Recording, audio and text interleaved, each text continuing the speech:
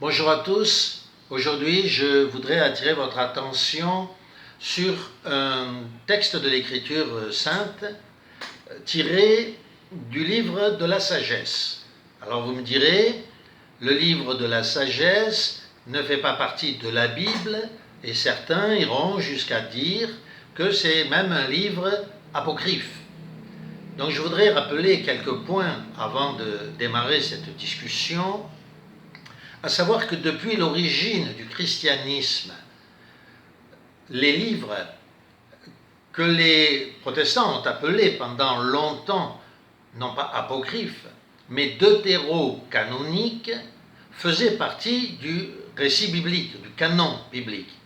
Il y a donc 6 livres. Le livre est de livres historiques des martyrs, ou appelés encore Maccabées, le livre de Judith qui raconte le courage, la foi d'une femme, comme ce fut le cas d'autres femmes bien sûr dans l'Ancien Testament, le livre de la sagesse. Voici donc quelques-uns de ces livres qui faisaient partie depuis, je le rappelle, l'origine du christianisme dans les Bibles jusqu'au monde protestant du canon biblique.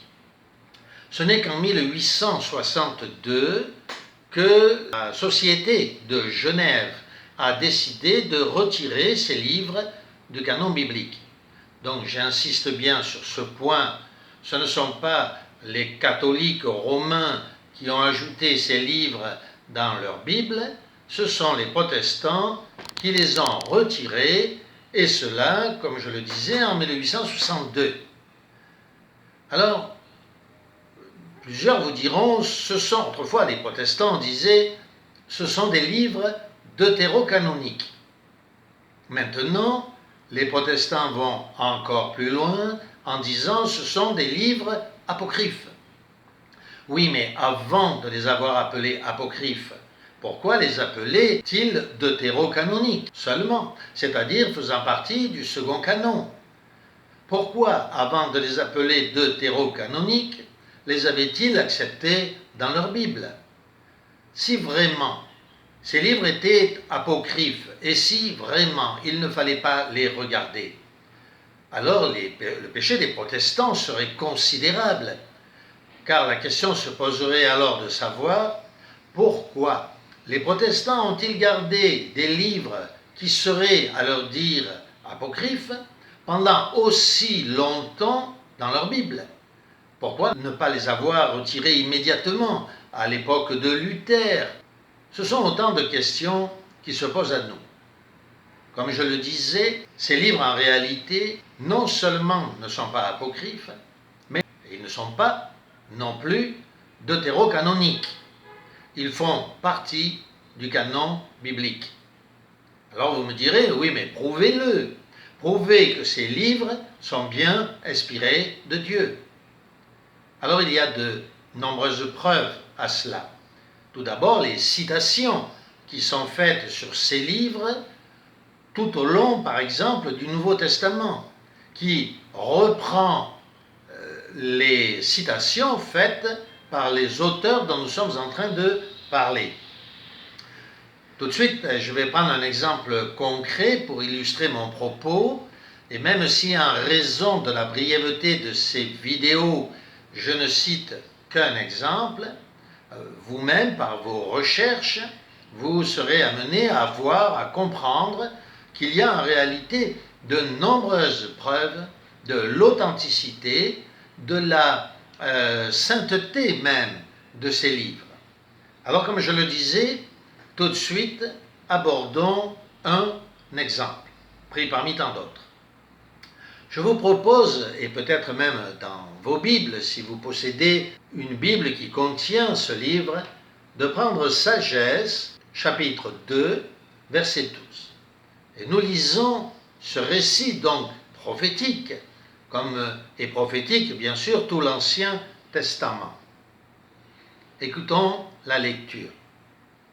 Tendons des pièges aux justes, car il nous est importun, il est contraire à nos œuvres, il nous reproche nos manquements à la loi.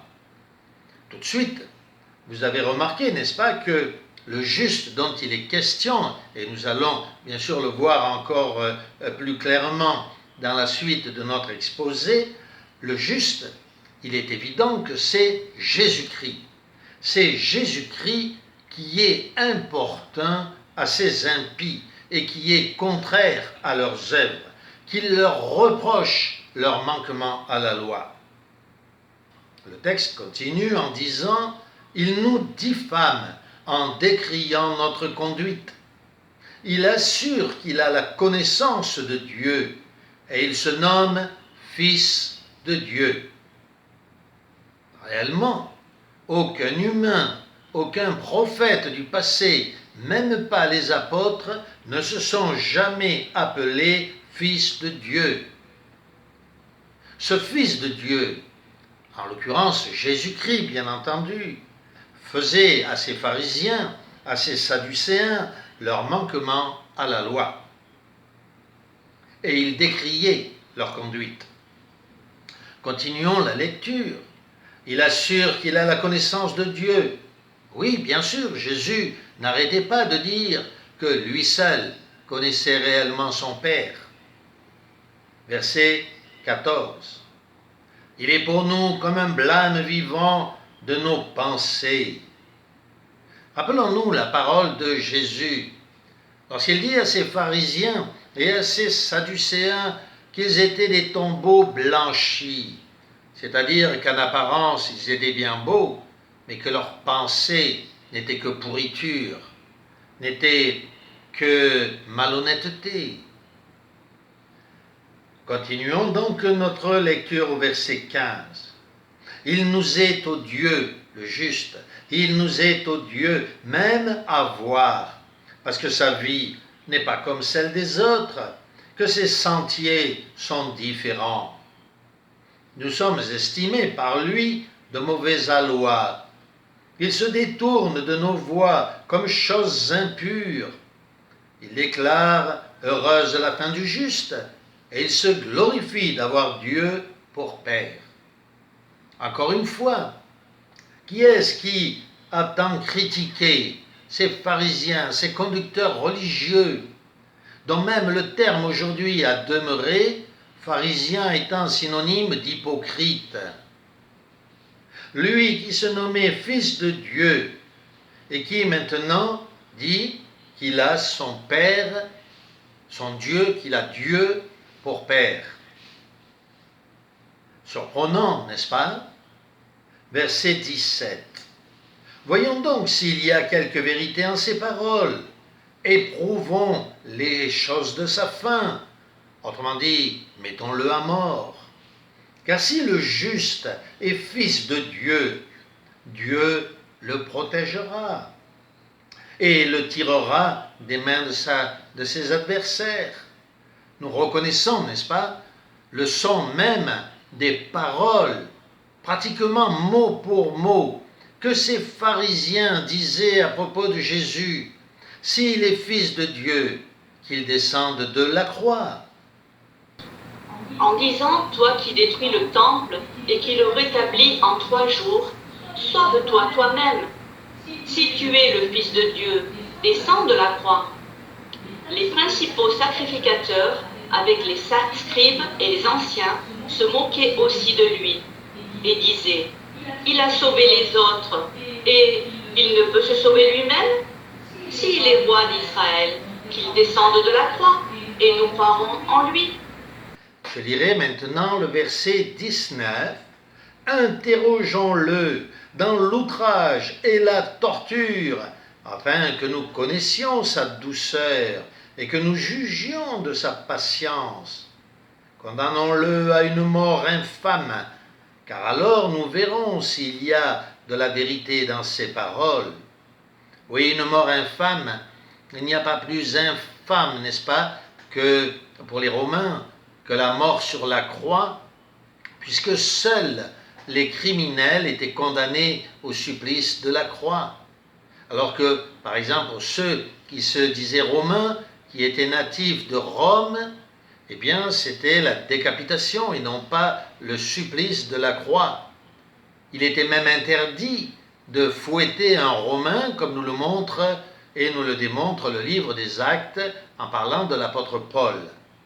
Oui, une mort infâme, c'est bien cette mort qu'a connue Jésus. 21. Voilà comment ils ont raisonné et ils sont tombés dans l'erreur, car leur malice les a aveuglés. Ils n'ont rien pénétré des mystères de Dieu. Ils n'ont pas cru qu'il y ait un salaire pour la sainteté.